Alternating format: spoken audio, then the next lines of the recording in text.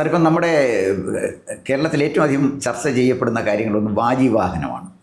സാധാരണക്കാർക്ക് ഈ വാജിവാഹനത്തിൻ്റെ പ്രാധാന്യം എന്താണ് ഈ വാജിവാഹനം എന്ന് തന്നെ എത്ര പേർക്ക് അറിയാമെന്ന് എനിക്ക് അറിഞ്ഞുകൂടാ. ഇത് തന്ത്രിയുമായിട്ട് ബന്ധപ്പെട്ട് തന്ത്രി കൊണ്ടുപോയി എന്ന് പറയുന്നു, തന്ത്രിക്ക് അവകാശപ്പെട്ടതാണെന്ന് പറയുന്നു, അതല്ല തന്ത്രി കൊടുത്താണെന്ന് പറയുന്നു. എന്തോ ഇതിനുമായിട്ട് ബന്ധപ്പെട്ട ചില കാര്യങ്ങളുണ്ട്. ശബരിമല ക്ഷേത്രവുമായിട്ട് ബന്ധപ്പെട്ട് കൊടിമരത്തിൻ്റെ മുകളിലാണല്ലോ വാജിവാഹനം സ്ഥിതി ചെയ്തിരുന്നത്. എന്താണ് സാർ ഈ വാജിവാഹനത്തിൻ്റെ പ്രത്യേകത? നമ്പർ 1. നമ്പർ 2, ഇത് തന്ത്രിക്ക് അവകാശപ്പെട്ടാണോ ദേവസ്വം ബോർഡിന് അവകാശപ്പെട്ടാണോ? അതാണ് രണ്ടാമത്തെ കാര്യം. സാർ അതൊന്ന് വിശദീകരിക്കാം. ആദ്യം വാജിവാഹനം എന്താണെന്ന് പറയാം. അത് വാജിവാഹനം എന്ന് വെച്ചാൽ കുതിര വാഹനമാണ്. അയ്യപ്പന് 2 വാഹനങ്ങളുണ്ട്. വാസ്തവത്തിൽ കുതിര മാത്രമല്ല, ആനയും അയ്യപ്പൻ്റെ വാഹനമാണ്. എന്നാൽ ഒരു കാര്യം ഓർക്കണം, പുലി അയ്യപ്പൻ്റെ വാഹനമല്ല. അതിൽ പ്രധാനമായിട്ട് ഐശ്വര്യശാസ്താവ് എന്ന് പറയുന്ന സങ്കല്പം മാത്രമാണ് ആനയെ വാഹനമായിട്ട് ഉപയോഗിക്കുന്നത്. യോദ്ധാവായ പോരാളിയായ അയ്യപ്പൻ അല്ലെങ്കിൽ ശാസ്താവിൻ്റെ വാഹനം എന്ന് പറയുന്നത് കുതിരയാണ്. ഇതെല്ലാം പ്രതീകങ്ങളാണ്. അല്ലാണ്ട് കുതിരപ്പുറത്തൊരു ദേവൻ ഇരിക്കുന്നു എന്ന അർത്ഥത്തിലല്ല. കുതിര എന്ന് പറയുന്നത് കാട്ടിൽ കൂടി അതിവേഗത്തിൽ ഒരു പോരാളിക്ക് സഞ്ചരിക്കാനുള്ള വാഹനമാണ് പഴയ കാലത്തേത്. അപ്പോൾ അയ്യപ്പൻ എന്ന് പറയുന്ന ആ പോരാളി, അദ്ദേഹം ധർമ്മം സ്ഥാപിക്കാൻ വേണ്ടി, ധർമ്മം സംരക്ഷിക്കാൻ വേണ്ടി, അധർമ്മത്തെ തുടച്ചു നീക്കാൻ വേണ്ടി സദാ ഒരു പോരാളിയെപ്പോലെ സഞ്ചരിച്ചുകൊണ്ടിരിക്കുന്നു എന്നാണ് ആ ദേവനെക്കുറിച്ചുള്ള മഹത്തായ സങ്കല്പം. അതിന് അദ്ദേഹം കുതിരയെ വാഹനമായിട്ട് ഉപയോഗിക്കുന്നു. അങ്ങനെയാണ് ഈ ശബരിമല ക്ഷേത്രത്തിലെ കൊടിമരത്തിന് അതിൻ്റെ മുകളിൽ ഒരു കുതിരയുടെ രൂപം കൊത്തിവെച്ചത്. നമ്മുടെ ആചാര സംഹിത അനുസരിച്ച്, അതായത് നമ്മുടെ ക്ഷേത്രങ്ങളിൽ ഏറ്റവും കൂടുതൽ പിന്തുടരുന്നത് തന്ത്രസമുച്ചയം എന്ന് പറയുന്ന ഒരു 15-ാം നൂറ്റാണ്ടിലെ ഒരു ഗ്രന്ഥമാണ്. അത് സാമൂതിരിയുടെ കോവിലകത്ത് അല്ലെങ്കിൽ സാമൂതിരിയുടെ സദസ്സിൽ ഉണ്ടായിരുന്ന മഹാപണ്ഡിതനായ ഒരു ചേന്നാസ് നമ്പൂതിരിയാണ് അത് എഴുതി തയ്യാറാക്കിയത്. അദ്ദേഹം പറയുന്നതനുസരിച്ചാണെങ്കിൽ ഈ കൊടിമരം എന്ന് പറയുന്നത് എന്തെങ്കിലും കാരണവശാൽ ഇടിമിന്നലേറ്റോ അല്ലെങ്കിൽ ജീർണത കൊണ്ടോ എന്തെങ്കിലും കേടുപാടുകൾ സംഭവിക്കുകയാണെങ്കിൽ പുതിയ ഒരു കൊടിമരം പകരം സ്ഥാപിക്കണം. അങ്ങനെ പുതിയ കൊടിമരം പകരം സ്ഥാപിക്കുമ്പോൾ ഈ നേരത്തെ കൊടിമരത്തിൻ്റെ മുകളിലുള്ള വാഹനം പുതിയതായിരിക്കണം. പഴയ വാഹനം ഉപയോഗിക്കാൻ പാടില്ല. എന്നാൽ ആ കൊടിമരത്തിലെ തടിയിൽ ലോഹങ്ങൾ കൊണ്ട് പൊതിഞ്ഞിട്ടാണ് നമ്മുടെ നാട്ടിൽ സാധാരണ കൊടിമരം. അല്ലെങ്കിൽ വളരെ പണ്ടാണെങ്കിൽ ഒരു കമുക് മരം കൊടിമരമായിട്ട് സങ്കല്പിക്കും. അപ്പോൾ കൊടിമരത്തിൽ പൊതിഞ്ഞിരിക്കുന്ന ഈ ലോഹം തിരിച്ചെടുക്കാം, റീയൂസ് ചെയ്യാം, ഉരുക്കി രണ്ടാമത് ഉപയോഗിക്കാം. ഈ മുകളിലിരിക്കുന്ന വാഹനവും ഉരുക്കി വേണമെങ്കിൽ രണ്ടാമത് ഉപയോഗിക്കാം. അല്ലാതെ ആ വാഹനം അതേപടി വീണ്ടും പുതിയതായി സ്ഥാപിക്കുന്ന കൊടിമരത്തിൽ ഉപയോഗിക്കാൻ പാടില്ല. എന്ന് മാത്രമല്ല, ഈ കൊടിമരം എന്ന് പറയുന്നത് തന്ത്രിക്ക് അവകാശപ്പെട്ടതാണ്. അത് തന്ത്രസമുച്ചയം അനുസരിച്ച്, തന്ത്രസമുച്ചയത്തിൽ അതിനകത്ത് ജീർണോദ്ധാരണത്തെപ്പറ്റി വളരെ വിശദമായിട്ട് ചർച്ച ചെയ്യുന്നുണ്ട്. ആ ഭാഗത്ത് അത് കൃത്യമായി അക്കാര്യം പറയുന്നുണ്ട്. അപ്പോൾ ഉദാഹരണത്തിന് തടിയിലാണ് ഈ വാഹനം ഉണ്ടാക്കിയിട്ടുള്ളതെങ്കിൽ അത് ദഹിപ്പിച്ച് കളയണം. അതല്ല, കല്ലിലാണ് ഈ വാഹനം ഉണ്ടാക്കിയിട്ടുണ്ടെങ്കിൽ ഏതെങ്കിലും നദിയിലോ അതല്ലെങ്കിൽ ജലാശയത്തിലോ അത് നിമജ്ജനം ചെയ്യാം, ഒഴുക്കിക്കളയാം. അതല്ല, ലോഹത്തിലാണ് ഉണ്ടാക്കിയിട്ടുള്ളതെങ്കിൽ ആ ലോഹത്തിലുണ്ടാക്കിയ ഈ വാഹനം എന്ന് പറയുന്നത് തന്ത്രിക്ക് കൊടുക്കേണ്ടതാണ്. വളരെ രസകരമായ വളരെ കൗതുകകരമായൊരു വസ്തുത, ഞാൻ ഇത് സംബന്ധിച്ച ഒരു ഗവൺമെൻറ് ഓഫ് കേരളയും തന്ത്രിയും ദേവസ്വം ബോർഡും തമ്മിലുള്ള ഒരു തർക്കത്തിൽ കക്ഷിയേരാനിടയായി. ഞാനന്ന് ഗവൺമെൻറ്റിൻ്റെ പ്രതിനിധിയാണ്. ഗവൺമെൻറ്റിൻ്റെ പ്രതിനിധി എന്ന് പറഞ്ഞാൽ സംസ്ഥാന പുരാവസ്തു വകുപ്പിലാണ് ഞാൻ ജോലി ചെയ്യുന്നത്. അപ്പോൾ വൈക്കം ക്ഷേത്രം, പ്രശസ്തമായ വൈക്കം മഹാദേവ ക്ഷേത്രം, ഈ വൈക്കം മഹാദേവ ക്ഷേത്രത്തിലെ കൊടിമരത്തിന് ജീർണതയുണ്ടാവുകയും പുതിയ ഒരു കൊടിമരം അവിടെ സ്ഥാപിക്കണമെന്ന് തീരുമാനിക്കുകയും ചെയ്തു. അപ്പോൾ പഴയ കൊടിമരം മാറ്റിയിട്ട് അതിങ്ങനെ തുറന്നു നോക്കിക്കഴിഞ്ഞപ്പോൾ അതിൻ്റെ ഉള്ളിലായിട്ട് ഒരു കാർത്തിക തിരുനാൾ രാമവർമ്മ മഹാരാജാവിൻ്റെ ഒരു വിളംബരം ഒരു ചെമ്പ് ഓലയിൽ എഴുതി വച്ചിരിക്കുന്നു. എന്ന് മാത്രമല്ല ആ കാലഘട്ടത്തിലെ തിരുവിതാംകൂറിൻ്റെ നാണയങ്ങളും. സ്വാഭാവികമായിട്ട് പുരാവസ്തു വകുപ്പിൻ്റെ ഒരു പ്രതിനിധി എന്ന നിലയിൽ ഞാൻ അവിടെ പോവുകയും ഇത് ഞങ്ങൾക്ക് പരിശോധിക്കാനായിട്ട് തരണം എന്ന് ആവശ്യപ്പെടുകയും ചെയ്തു. അപ്പോൾ ദേവസ്വം അധികൃതർ പറഞ്ഞു, നിങ്ങൾക്ക് പരിശോധിക്കാൻ തരാം, എന്ന് മാത്രമല്ല ഞങ്ങൾക്കും ഇത് അറിയണം, ഈ വട്ടെഴുത്തിൽ എഴുതിയ ഈ ലിഖിതം എന്താണെന്ന്. പക്ഷേ നിങ്ങൾക്കത് എടുത്തുകൊണ്ട് പോകാനൊക്കെയില്ല, അത് ഞാൻ തിരുവിതാംകൂർ ദേവസ്വം ബോർഡിന് അവകാശപ്പെട്ടതാണ് എന്ന് പറഞ്ഞു. ശരിയുമാണ്, ഞാൻ തർക്കിക്കാനും പോയില്ല. കാരണം വൈക്കം മഹാദേവ ക്ഷേത്രം എന്ന് പറയുന്നത് ആർക്കിയോളജിയുടെ ഒരു മോണ്യുമെൻ്റ് അല്ല, പ്രൊട്ടക്റ്റഡ് മോണ്യുമെൻ്റ് അല്ല. അപ്പോൾ ഞാൻ എന്ത് ചെയ്തു, ഈ വിവരം അന്നത്തെ ആർക്കിയോളജിയുടെ ഡയറക്ടർക്ക് റിപ്പോർട്ട് ചെയ്തു. അപ്പോൾ ഡയറക്ടർ അവിടെ വന്നു. ഡയറക്ടറും വന്നു കഴിഞ്ഞ് അദ്ദേഹത്തിന് ഈ വട്ടെഴുത്ത് ലിഖിതം വായിക്കണമെന്ന് താല്പര്യമുണ്ടായിരുന്നു. അദ്ദേഹം വായിച്ചപ്പോൾ എന്താണ്, കാർത്തിക തിരുനാൾ രാമവർമ്മ, അതായത് ആധുനിക തിരുവിതാംകൂറിൻ്റെ സൃഷ്ടാവായ മാർത്താണ്ഡവർമ്മയുടെ പിൻഗാമിയായ ഈ പറയുന്ന കാർത്തിക തിരുനാൾ രാമവർമ്മ അവിടെ സ്ഥാപിച്ചതാണ് ഈ കൊടിമരം. അപ്പോൾ അദ്ദേഹം എന്ത് ചെയ്തു, ഇത് ഞങ്ങൾക്ക് അവകാശപ്പെട്ടതല്ലേ, ഞങ്ങളിത് കൊണ്ടുപോകട്ടെ. വട്ടെഴുത്തിൽ അത്ര മാത്രമേ ഉണ്ടായിരുന്നുള്ളൂ. എന്തോ അല്ല, ഇങ്ങനെ അവകാശപ്പെട്ടതാ അല്ല, ഇത് ഈ വട്ടെഴുത്തിനകത്തായ ചെമ്പ് ഇതില്ലേ, പിന്നെ ചെമ്പ് കോപ്പർ പ്ലേറ്റില്ലേ, ഇത് എന്തൊക്കെയാണ് അന്നത്തെ ചരിത്ര പശ്ചാത്തലത്തെക്കുറിച്ച് വല്ലതും വിശദീകരിക്കുന്നുണ്ടോ? ഉണ്ട്. അന്നത്തെ ചരിത്ര പശ്ചാത്തലം വളരെ രസകരമായ കാര്യമാണ്. അതായത് വടക്കൻകൂർ ആക്രമിച്ച് കീഴടക്കുകയാണ്. ഈ പഴയ വടക്കൻകൂർ എന്ന് പറയുന്ന പ്രദേശത്താണ് ഈ വൈക്കം ക്ഷേത്രം നിലനിൽക്കുന്നത്. ആ വൈക്കം പ്രദേശങ്ങൾ ഉൾപ്പെടുന്ന വടക്കൻകൂറിലെ ജനങ്ങളെ ശത്രുക്കളാക്കാതിരിക്കാനുള്ള ഒരു നടപടിയായിരുന്നു ഈ കാർത്തിക തിരുനാൾ രാമവർമ്മയുടെ ഈ വൈക്കം ക്ഷേത്രത്തിൻ്റെ നവീകരണവും കൊടിമര സ്ഥാപനവും. അപ്പോൾ ചരിത്രത്തിന് വിലപിടിപ്പുള്ള ഒരു അറിവ് നമുക്ക് കിട്ടുകയാണ്. പക്ഷേ ദേവസ്വം പറഞ്ഞു ഇത് ഒബ്ജക്റ്റ് ചെയ്ത് കഴിഞ്ഞപ്പോൾ ആർക്കിയോളജി ഡിപ്പാർട്ട്മെൻറ്റ് ആ അവകാശത്തിൽ നിന്ന് പിൻവാങ്ങി, അവകാശവാദത്തിൽ നിന്ന് പിൻവാങ്ങി കഴിഞ്ഞപ്പോഴത്തേക്കും ക്ഷേത്ര സംരക്ഷണ സമിതി ഇടപെട്ടു. അവർ പറഞ്ഞു ഇത് തന്ത്രിക്ക് അവകാശപ്പെട്ടതാണ്. കാരണം തന്ത്രസമുച്ചയം ഉദ്ധരിച്ചുകൊണ്ടാണ് അതിനകത്തെ 11ാമത്തെ പടലത്തിൽ ജീർണോദ്ധാരണത്തെപ്പറ്റി പറയുന്നത്. മഹാപണ്ഡിതനായിരുന്ന മാധവ്ജി എന്ന് പറയപ്പെടുന്ന മാധവൻ, അദ്ദേഹമാണ് ഇതിൽ ക്ഷേത്ര സംരക്ഷണ സമിതിക്ക് വേണ്ടി ഇടപെട്ടത്. ചുരുക്കത്തിൽ തർക്കമായി ദേവസ്വം ബോർഡ് പറഞ്ഞു ഇത് ഞങ്ങളുടേതാണ്. തന്ത്രി പറഞ്ഞു എനിക്കാണ് അവകാശം, പക്ഷേ നിങ്ങൾ തീരുമാനിക്കുന്നവരെ, എനിക്ക് വഴക്കൊന്നുമില്ല എന്ന് പറഞ്ഞിട്ട് അദ്ദേഹം മാറി നിന്നു. ക്ഷേത്ര സംരക്ഷണ സമിതി പറയുന്നു അത് തന്ത്രിക്ക് കൊടുക്കണം. ആർക്കിയോളജി ഡിപ്പാർട്ട്മെൻറ്റ് പറയുന്നു ഞങ്ങൾക്കിത് താല്പര്യമുണ്ട്, ഞങ്ങൾക്ക് തരികയാണെങ്കിൽ ഞങ്ങളിത് ഏറ്റുവാങ്ങിക്കൊള്ളാം. അവസാനം അന്നത്തെ ഗവൺമെൻറ് ശ്രീ കെ കരുണാകരനാണ് മുഖ്യമന്ത്രി. അദ്ദേഹം എന്ത് ചെയ്തു എന്ന് പറഞ്ഞാൽ ഒരു റിട്ടയർ ചെയ്ത ജഡ്ജിയെ അധ്യക്ഷനായിട്ട് ഏകാംഗ കമ്മിറ്റി ഉണ്ടാക്കിയിട്ട് അദ്ദേഹം ഒരു കമ്മീഷൻ വെച്ചു. ജസ്റ്റിസ് ചന്ദ്രശേഖര മേനോനായിരുന്നു ആ കമ്മിറ്റിയിലെ ഏക അംഗം.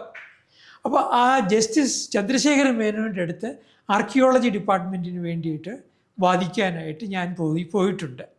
അപ്പോൾ സംരക്ഷണ സമിതി അവരുടെ ഭാഗം വാദിക്കാനായിട്ട് അവരൊരാളിനെ വെച്ചിട്ടുണ്ട്, തന്ത്രി സമാജം അവരുടെ പ്രതിനിധിയെ വെച്ചിട്ടുണ്ട്, ദേവസ്വം ബോർഡ് പ്രതിനിധിയെ വെച്ചിട്ടുണ്ട്. അപ്പോൾ ചന്ദ്രശേഖരൻ മേനോൻ അവസാനം ഒരു തീരുമാനമെടുത്തു, ഇത് തന്ത്രിക്ക് അവകാശപ്പെട്ടതാണ്. അന്ന് അതിശക്തമായി തന്ത്രിക്ക് വേണ്ടി നിലകൊണ്ടതും ഈ ചന്ദ്രശേഖര മേനോൻ ഏറ്റവും ഗൗരവമായി പരിഗണിച്ചതും ശ്രീധരൻ തന്ത്രിയുടെ അഭിപ്രായങ്ങളാണ്. ഞാൻ ഈ ശ്രീധരൻ തന്ത്രിയെപ്പറ്റി എടുത്തു പറയട്ടെ. അദ്ദേഹം ഈഴവ സമുദായത്തിലെ ഒരു അംഗമാണ്, പക്ഷേ പ്രമുഖനായ തന്ത്രിയാണ്. അപ്പോൾ അദ്ദേഹത്തെ മറുഭാഗം ചോദിച്ചു, നിങ്ങളെങ്ങനെയാണ് തന്ത്രി, ബ്രാഹ്മണർക്ക് മാത്രമേ തന്ത്രിയാകാൻ സാധിക്കുകയുള്ളൂ എന്നാണല്ലോ ഞങ്ങളൊക്കെ ധരിച്ചിരിക്കുന്നത്. അപ്പോൾ ശ്രീധരൻ തന്ത്രി പറഞ്ഞു, അങ്ങനെ എവിടെ പറയുന്നുണ്ട്? തന്ത്രം പഠിച്ചവർക്ക് തന്ത്രിയാവാം. അപ്പോൾ ഞാനൊരു തെറ്റിദ്ധാരണ മാറ്റാൻ വേണ്ടിയിട്ട് പറയുകയാണ്, കേരളത്തിലെ ബ്രാഹ്മണർക്ക് മാത്രമേ ഈ ക്ഷേത്രങ്ങളിലെ തന്ത്രി ആകാൻ അവകാശമുള്ളൂ എന്ന് ചില പ്രേക്ഷകരെങ്കിലും ധരിച്ചിട്ടുണ്ടാവും. അത് ശരിയല്ല. തന്ത്രശാസ്ത്രം പഠിച്ചിട്ടുള്ള ആളുകൾക്ക് തന്ത്രിയാകാനായിട്ട് അവകാശമുണ്ട്, അതിന് അനുവാദമുണ്ട്. ഈഴവ സമുദായത്തിൽപ്പെട്ട ശ്രീധരൻ തന്ത്രി അനേക ക്ഷേത്രങ്ങൾ സ്ഥാപിച്ചിട്ടുണ്ട്. അദ്ദേഹം നമ്മുടെ ഒപ്പം ഇല്ല. അദ്ദേഹത്തിൻ്റെ മകൻ അറിയപ്പെടുന്ന ഒരു തന്ത്രിയാണ്. അപ്പോൾ അന്നാണ് ഞാനും ഈ കാര്യത്തെക്കുറിച്ച് മനസ്സിലാക്കുന്നത്. അപ്പോൾ നിലവിലുള്ള ആചാരം അനുസരിച്ച് ഈ തന്ത്രിക്ക് ഈ നമ്മുടെ പ്രയാർ പ്രഭാകരൻ പ്രയാർ ഗോപാലകൃഷ്ണൻ, ദേവസ്വം പ്രസിഡൻ്റായിട്ടുള്ള പ്രയാർ ഗോപാലകൃഷ്ണൻ ഇത് ഹാൻഡ് ഓവർ ചെയ്തത് നിലവിലുള്ള നിയമം അനുസരിച്ച്, ആചാരം അനുസരിച്ച് തെറ്റല്ല. തന്ത്രസമുച്ചയം ആണ് ഫോളോ ചെയ്യുന്നത്. തന്ത്രസമുച്ചയം ഫോളോ ചെയ്യാത്ത അമ്പലങ്ങളുണ്ട്, പക്ഷേ ശബരിമലയിൽ ഫോളോ ചെയ്യുന്നത് തന്ത്രസമുച്ചയമാണ്. ഇപ്പോൾ ഉദാഹരണത്തിന് കേരളത്തിലെ പ്രമുഖരായ തന്ത്രിമാർ ഒരുപാട് പേരുണ്ട്. പക്ഷേ അതിൽ ഏറ്റവും പ്രധാനപ്പെട്ട കുടുംബങ്ങൾ എന്ന് പറയുന്നത് 3 കുടുംബങ്ങളാണ്. ഒന്ന് ചേന്നാസ് കുടുംബം, കോഴിക്കോട് ഭാഗങ്ങളിലെ തന്ത്രം അവർക്കാണ്. ചോദിച്ചോട്ടെ, ഈ ചേന്നാസ് തിരുമേനി അദ്ദേഹമാണല്ലോ ഇത് 15ാം നൂറ്റാണ്ടിലെ തന്ത്ര സമുച്ചയം എഴുതിയതെന്ന് സാർ പറഞ്ഞു. അപ്പോൾ അദ്ദേഹത്തിൻ്റെ പിൻഗാമികളാണ് ഇപ്പോൾ ഗുരുവായൂരെ തന്ത്രി. അതെ, അതേ കുടുംബമാണ്. ആ ചേന്നാസ് കുടുംബത്തിൽപ്പെട്ട ആൾ തന്നെയാണ്. എന്ന് മാത്രമല്ല, അവർ ഗുരുവായൂർ ദേവസ്വം ബോർഡിലെ ഒരു പെർമനൻറ്റ് മെമ്പറാണ്. അവരെ ഗവൺമെൻറ്റിന് അതിൽ ഇടപെടാൻ പറ്റുകയില്ല. ആ കുടുംബത്തിന് വേണമെങ്കിൽ ഇന്നയാളിനെ മതി നോമിനി എന്ന് പറയാൻ സാധിക്കും. അപ്പോൾ അതിനകത്ത് അതുപോലെ തന്നെ മല്ലിശ്ശേരി എന്ന് പറയുന്ന ഒരു പാരമ്പര്യ ഊരാളനും പെർമനൻറ്റ് മെമ്പറാണ്. 3 പെർമനൻറ്റ് മെമ്പേഴ്സാണ് ഗുരുവായൂർ ദേവസ്വം ഭരണസമിതിയിൽ ഉള്ളത്. ഒന്ന് ചേന്നാസ് കുടുംബത്തിലെ ഒരു അംഗം, മല്ലിശ്ശേരി കുടുംബത്തിലെ ഒരു അംഗം, സാമൂതിരി, 3 പേര്. സാർ, അവിടെ ഒരു സംശയം, ഇതുമായിട്ട് കണക്റ്റഡ് സംശയമാണ്. ഇപ്പോൾ തന്ത്രി എന്ന് പറയുന്ന പോസ്റ്റിലല്ലേ ചേന്നാസ് കുടുംബത്തിലെ അംഗം ഇരിക്കുന്നത്? അതെ. മല്ലിശ്ശേരി കുടുംബത്തിലെ അംഗം ഇരിക്കുന്നതോ? ഊരാളന്മാരുടെ പ്രതിനിധി, പാരമ്പര്യ ഊരാളന്മാർ, അതായത് ക്ഷേത്രത്തിൻ്റെ പഴയ ഉടമകൾ. അപ്പോൾ അങ്ങനെയാണ് സാമൂതിരി യജമാനനാണ്, അതായത് നാടുവാഴിയായിരുന്നു. ഇപ്പോൾ അല്ല. ഇപ്പോൾ കോയിമ എന്ന് പറയുന്നൊരു പദവി, അതിനെ ഈ തന്ത്രശാസ്ത്രത്തിൽ പറയുന്നത് യജമാനൻ. ആ യജമാനൻ എന്നുള്ള സ്ഥാനത്തിലാണ് ഇരിക്കുന്നത്. പക്ഷേ ഇവരെ 3 പേരെയും നോക്കുകുത്തികളാക്കി മാറ്റി നിർത്തിയിട്ട് ഈ ഗവൺമെൻറ് നോമിനേറ്റ് ചെയ്യുന്ന രാഷ്ട്രീയ പാർട്ടിയുടെ പ്രതിനിധികളാണ് യഥാർത്ഥത്തിൽ ദേവസ്വം ഭരിക്കുന്നത്. പക്ഷെ അവിടെ ഒരു ചെറിയ വ്യത്യാസം സാറിന് ഞാൻ ചോദിക്കുന്നത്, ഇപ്പോൾ ട്രാവൻകൂർ ദേവസ്വം ബോർഡിലെ അംഗങ്ങൾ ഒരാൾ പോലും ഈ ഇത്തരം തന്ത്രിമാരുടെ കുടുംബത്തിൽ നിന്നും അങ്ങനെയില്ല. ദേവസ്വം ബോർഡിനെ കംപ്ലീറ്റ് ആയിട്ട് ഗവൺമെൻറ് നോമിനേറ്റ് ചെയ്തു. അതാണല്ലോ മറ്റേ കവനൻ്റ് അനുസരിച്ച്. പക്ഷേ കവനൻ്റ് അനുസരിച്ച് ഇത് ദേവസ്വം ബോർഡിനെ അല്ലെങ്കിൽ ഒരു നോൺ പൊളിറ്റിക്കൽ ബോഡി ഏൽപ്പിക്കണമെന്ന് അന്നത്തെ മഹാരാജാവ് ചിത്തിരതിരുനാൾ പറഞ്ഞപ്പോൾ എന്തുകൊണ്ടാണ് ഈ തന്ത്രിമാരെ ഇക്കാര്യത്തിൽ ഉൾപ്പെടുത്താതെ മാറ്റി നിർത്തിയത്? അന്ന് ചിത്തിരതിരുനാൾ പറഞ്ഞതനുസരിച്ചിട്ടല്ല. ഈ ട്രാവൻകൂർ ദേവസ്വം ബോർഡിനകത്ത് കവനൻറ്റിനകത്ത് പറഞ്ഞിരിക്കുന്നത് കൃത്യമായിട്ട് പിന്തുടരുന്നുമില്ല. ഇപ്പോൾ കവനൻറ്റിനകത്ത് ആദ്യം പറഞ്ഞിരുന്നു ഒരാൾ രാജപ്രമുഖൻ്റെ, അതായത് ചിത്തിരതിരുനാളിൻ്റെ നോമിനി ആയിരിക്കണം. അത് പിന്നെ പ്രിവി പേഴ്സും പ്രത്യേക അവകാശങ്ങളും എടുത്തു കളഞ്ഞപ്പോൾ ആ രാജാവിൻ്റെ അല്ലെങ്കിൽ രാജപ്രമുഖൻ്റെ ഒരു പ്രതിനിധി എന്നുള്ളത് എന്നേക്കുമായിട്ട് ഇല്ലാതെ വന്നു.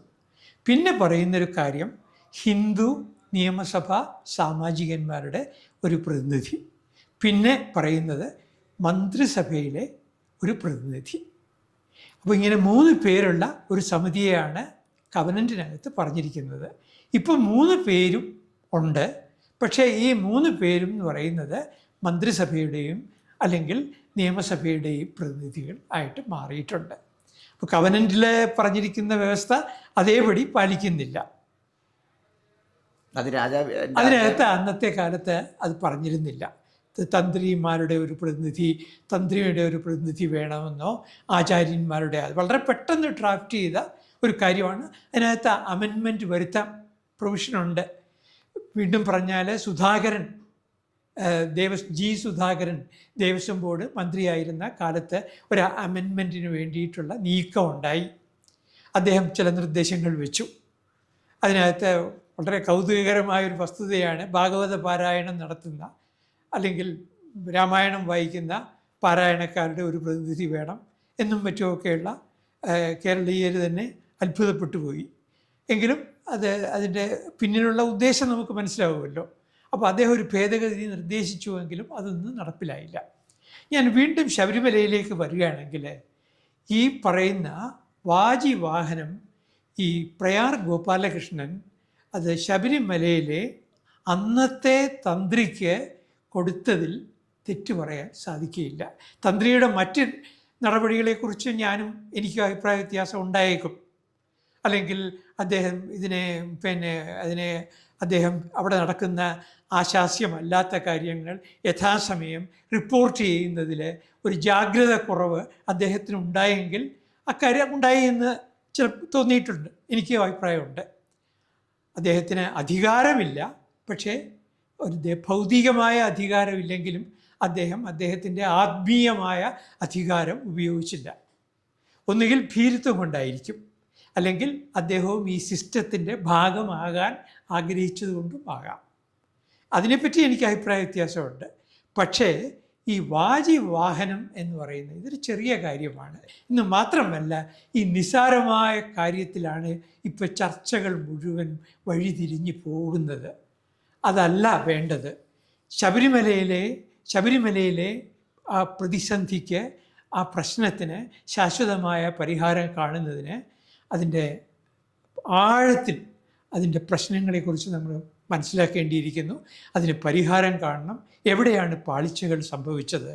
വളരെ ഗൗരവമായ കുറ്റമാണ് സംഭവിച്ചത്. നടക്കാൻ പാടില്ലാത്തതാണ് നടന്നത്. ഒരു ബോർഡ് പറയുകയാണ് ഈ കട്ടള എന്ന് പറയുന്നത് ചെമ്പ് കൊണ്ടുണ്ടാക്കിയതാണ്, അത് സ്വർണം പൂശണമെന്ന്. അങ്ങനെയല്ല. സ്വർണം പാളികൾ കൊണ്ട് പൊതിഞ്ഞ ഒരു കട്ടിള അവിടുന്ന് ഇളക്കി മാറ്റുകയാണ്. അതുപോലെ തന്നെ വാതിൽ, ശ്രീകോവിലിൻ്റെ വാതിൽ, അതും ചെമ്പ് കൊണ്ട് പൊതിഞ്ഞതാണെന്ന് കള്ളം പറയുകയാണ്.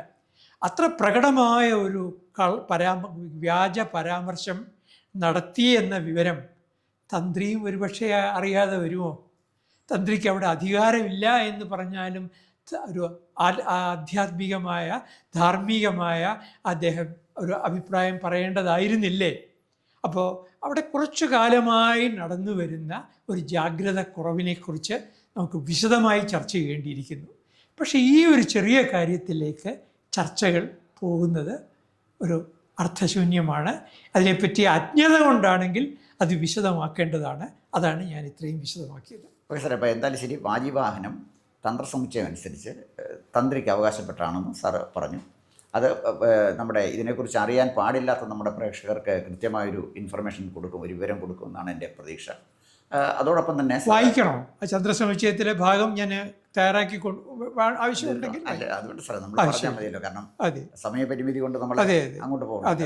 തന്ത്രസമുച്ചയത്തിൽ അതുണ്ട് എന്ന് ആധികാരികമായിട്ട് സാർ അത് പറഞ്ഞു കഴിഞ്ഞാൽ പിന്നെ അതിനകത്തൊരു അപ്പീലില്ല. ജീർണോദ്ധാരണ വിധി എന്ന് പറയുന്ന ചാപ്റ്ററിൽ പറയുന്നുണ്ട്. അപ്പം വാജിവാഹനം തന്ത്രി കൊണ്ടുപോകാതിരിക്കുകയോ ചെയ്യട്ടെ. എനിക്കൊന്ന് വാജിവാഹനം സ്വർണ്ണമല്ലെന്ന് തോന്നുന്നു, പഞ്ചലോഹമാണ്. അപ്പോൾ ഇതിൻ്റെ പ്രോബ്ലം എവിടെയാണെന്ന് ചോദിച്ചാൽ, സാർ അവസാനം പറഞ്ഞ് കൺക്ലൂഡ് ചെയ്ത് തന്ത്രിയുമായി ബന്ധപ്പെട്ട് വാജിവാഹനത്തിൻ്റെ പ്രശ്നം മാത്രമല്ല ഉള്ളത്, അത് അദ്ദേഹത്തിന് തടയാൻ കഴിഞ്ഞില്ല എന്ന് സാർ പറഞ്ഞു. അതിനകത്തൊരു വശവും കൂടെ ഉണ്ട്, അതുകൂടെ പറഞ്ഞ് നമുക്കിത് ചർച്ച അവസാനിപ്പിക്കാം. തന്ത്രി എന്ന് പറഞ്ഞ ബ്രാഹ്മണനാണ്. അദ്ദേഹം ഇതിൻ്റെ പൂജാ കർമ്മങ്ങൾ മാത്രം ചെയ്യുന്ന ഒരാളാണ്. ഈ കാലാകാലങ്ങളിൽ വരുന്ന ദേവസ്വം ബോർഡിൽ നിന്ന് വരുന്ന മെമ്പർമാരെന്ന് പറഞ്ഞാൽ നമ്മുടെ രാജ്യത്തെ വെറും സാധാരണ അടിതട കഴിഞ്ഞ് അഴിമതിയിൽ എക്സ്പെർട്ടൈസ് ചെയ്ത് എന്തും ചെയ്യുന്ന രാഷ്ട്രീയക്കാരാണ് വരുന്നത്. അല്ലെങ്കിൽ രാഷ്ട്രീയത്തിൽ കാലഹരണപ്പെട്ടവരോ അല്ലെങ്കിൽ ഇത്തരം ആളുകളാണ് വരുന്നത്. അപ്പോൾ അവരുടെ ഒരു നിലവാരത്തിലേക്ക് താഴാൻ ഒരുപക്ഷെ തന്ത്രിക്ക് കഴിയാതിരുന്നതുകൊണ്ടാകാം, ദുർബലനായ അദ്ദേഹത്തിന് ഇതിനെ എതിർക്കാൻ കഴിയാതിരുന്നതുകൊണ്ടാകാം. ഞാൻ അദ്ദേഹത്തിന് തടയണമെന്നല്ല പറഞ്ഞത്. ഞാൻ പറഞ്ഞു വന്നത് അദ്ദേഹത്തിന് തടയാൻ പറ്റുകയില്ല, അദ്ദേഹത്തിന് അത് ചൂണ്ടിക്കാണിക്കാം. അല്ല, അതാണ് ഞാൻ പറഞ്ഞത്. ചൂണ്ടിക്കാണിക്കണമെങ്കിൽ നല്ല ആത്മധൈര്യം സാറെ ഫൈറ്റ് ചെയ്യുന്നത് ശക്തമായൊരു സംവിധാനത്തോടെ ഫൈറ്റ് ചെയ്യാൻ തന്ത്രിയെപ്പോലെ ഒരാൾ കഴിയുമോ എന്ന് എനിക്ക് സംശയമുണ്ട്. എൻ്റെ സംശയം ഞാൻ സാറിനോട് പറഞ്ഞു, അത് പ്രേക്ഷകർ തീരുമാനിക്കട്ടെ. എന്തായാലും തന്ത്രിയുമായിട്ട് ബന്ധപ്പെട്ട കേസ് അന്വേഷണം വരുമല്ലോ. എന്തായാലും നമുക്ക് ഇത് ഇങ്ങനെ ഇവിടെ അവസാനിപ്പിക്കാം. വാജിവാഹനം തന്ത്രസമുച്ചയം അനുസരിച്ച് തന്ത്രിക്ക് അവകാശപ്പെട്ടതാണ്. ഒരു കാര്യം കൂടി പറയാം, ഈ കേസിൽ തന്ത്രിയെ വെറുതെ വിടുകയുള്ളൂ. Okay sir. അപ്പോൾ അല്ല, ഈ വാജിവാഹനത്തിൻ്റെ കാര്യം അതാണല്ലോ ചർച്ച. ഓക്കെ. അപ്പോൾ വാജിവാഹനത്തെക്കുറിച്ച് പ്രിയപ്പെട്ട പ്രേക്ഷകർക്കുണ്ടായിരുന്ന സംശയം, അത് തന്ത്രിക്ക് അവകാശപ്പെട്ടാണോ, ബോർഡിന് അവകാശപ്പെട്ടാണോ, ഗവൺമെൻറ്റിന് അവകാശപ്പെട്ടോ, ആർക്ക് അവകാശപ്പെട്ടതാണെന്നുള്ള തർക്കം ഇവിടെ തീരുകയാണ്. തന്ത്രസമുച്ചയമാണ് നമ്മൾ ഫോളോ ചെയ്യുന്നതെങ്കിൽ അതാണ് അമ്പലത്തിൽ, പ്രത്യേകിച്ച് ശബരിമല അത് ഫോളോ ചെയ്യുന്നതാണ്. ഇത് തന്ത്രികൾക്ക് അവകാശപ്പെട്ടാണെന്നുള്ള കാര്യം ആണ് ആദരണീയനായ ശശിഭൂഷൺ സാർ പറഞ്ഞത്. നമസ്കാരം സാർ. കൂടുതൽ വാർത്തകളും വിശേഷങ്ങളും നേരിട്ട് ലഭിക്കാൻ ജനങ്ങളിൽ നിന്ന് ജനങ്ങളിലേക്ക് ജനഭൂമി ന്യൂസ് സബ്സ്ക്രൈബ് ചെയ്യൂ. ബെൽ ബട്ടൺ അമർത്താനും മറക്കരുത്.